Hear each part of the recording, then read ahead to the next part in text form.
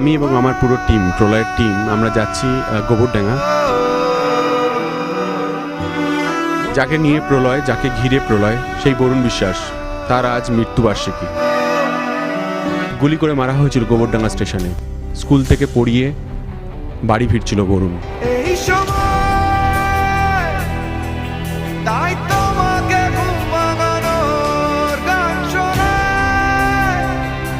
যেদিনকে প্রথম পেপারে পড়ি এই খবরটা, সেদিনকে শিউরে উঠি এবং ভাবি এরকম হিরো আমাদের মধ্যে আছে, অথচ চিনতাম না, জানতাম না।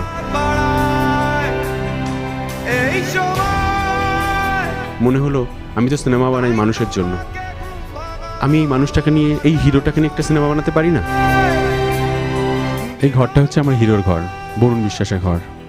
আমি তার মার সঙ্গে দেখা করতে এসেছি, আমি আগেও একবার দেখা করে গেছি। যে বিশ্বাস করে যে বরুণ এখনও আছে তার সবার মধ্যে আর কি।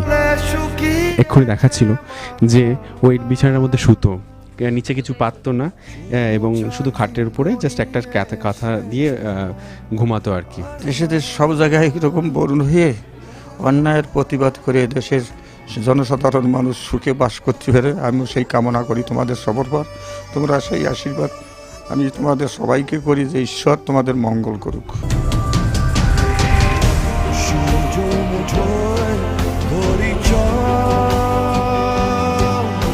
রাজ চক্রবর্তী আমাদের বাড়িতে এসেছেন, আমাদের সঙ্গে কথা বলেছেন। আমরা ওনাকে আন্তরিকভাবে ধন্যবাদ জানাবো যে উনি এরকম একটা উদ্যোগ নিয়েছেন, কারণ বরুণকে তো গোটা বাংলার মানুষ মারা না গেলে বরুণকে চিনত না। শুটিয়াতে যে পর গণধর্ষণ চলছিল, তার বিরুদ্ধে প্রতিবাদী মঞ্চ গড়ে ও আন্দোলন গড়ে তুলেছিল। আমরা চাই বরুণ অমর হয়ে সমাজের বুকে বেঁচে থাক।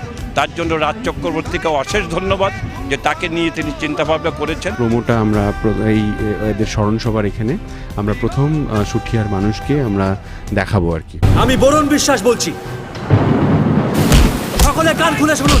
পুলিশের মাথার উপর চড়ে বসে আছে ওই নেতারা, আর সেই নেতারাই পুষছে এই কুকুরগুলোকে। স্টুডেন্টদের পড়িয়ে নতুন স্বপ্নের সন্ধান দেখিয়ে বাড়ি ফিরছিল মাস্টারদা,